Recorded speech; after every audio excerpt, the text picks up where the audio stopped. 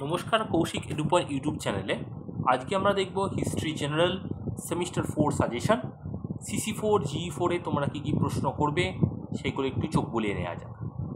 প্রথমেই আমি বলবো যে এই পেপারে তোমাদের আছে হিস্ট্রি অফ ইন্ডিয়া 1707 থেকে 1950, অর্থাৎ একটা বড় সময় কিন্তু এখানে কভার আপ করা হয়েছে। এখানে একটা বড় সময় সম্পূর্ণ ব্রিটিশ যুগ। তোমাদের ফার্স্ট সেমিস্টার থেকে 6th সেমিস্টার যে কটা পেপার আছে তার মধ্যে সবথেকে বড় সিলেবাস কিন্তু এই পেপারটি। সুতরাং এই পেপারের সাজেশন করাও কিন্তু অত্যন্ত কঠিন ব্যাপার। এবং তোমরা যদি লাস্ট 3 ইয়ারের প্রশ্ন দেখো তাহলে প্রত্যেক বছর কিন্তু আলাদা আলাদা প্রশ্ন থাকছে, খুব কমই কিন্তু ওই এক বছর ছাড়া যে রিপিটেশনটা হয় সেটা কিন্তু খুব কম থাকছে। জানো তোমরা ফরম্যাট 15 নম্বরের প্রশ্ন, 1 নম্বরের প্রশ্ন 15টা, 5 নম্বরে 4টা, 10 নম্বর 3টে। এবার আমি দেখবো 5 মার্কসে তোমরা কী কী প্রশ্ন দেখবে।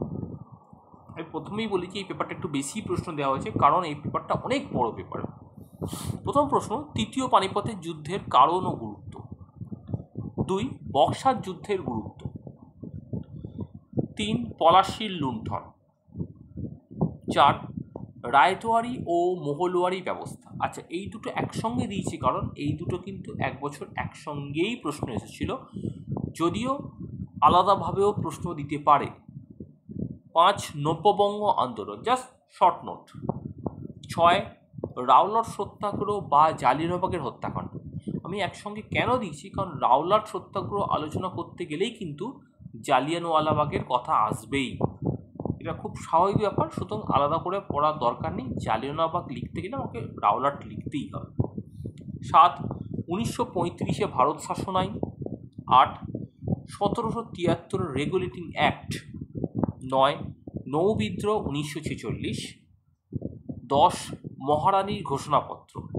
প্রত্যেকটা প্রশ্ন কিন্তু ভেরি ভেরি ইম্পর্টেন্ট, কোনো এর মধ্যে সাজেশন করতে যেও না। 11, প্রার্থনা সমাজ বা আর্য সমাজ, এটা কিন্তু এক বছর প্রশ্ন দিয়েছিল। 12, সংবিধানের বৈশিষ্ট্য। 13, মাউন্টব্যাটেনের পরিকল্পনা।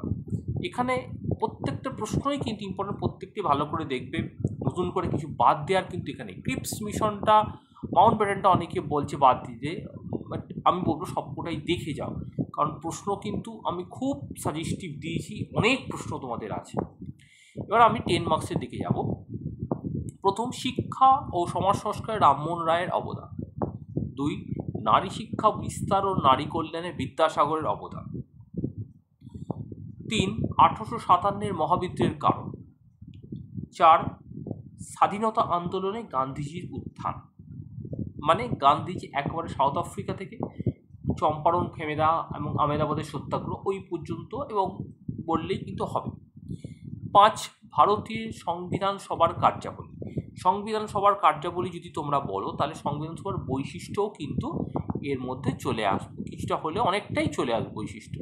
সুতরাং বৈশিষ্ট্য থেকে যদি আলাদা 5 মার্কস দেয় তাহলে কিন্তু তোমরা অবশ্যই করতে পারবে বলে আমার মনে হয়। 6, ভারত ছাড়ো আন্দোলন কতটা স্বতঃস্ফূর্ত ছিল। 7, গান্ধীজির নেতৃত্বে অসহযোগ আন্দোলন। প্রত্যেকটা প্রশ্নই কিন্তু ইম্পর্টেন্ট, কোনো এর মধ্যে সাজেশন করতে চেও না। আশা করি প্রত্যেক এই কটা পড়ে গেলেই তোমাদের কমন হবে, এর বাইরে কিছু করার দরকার। এর বাইরেও যদি তোমাদের কিছু প্রশ্ন বা জিজ্ঞাসা থাকে তাহলে অবশ্যই কমেন্ট বক্সে জানাও, আমি নিশ্চয়ই তোমাদের উত্তর দেবো। Thank you.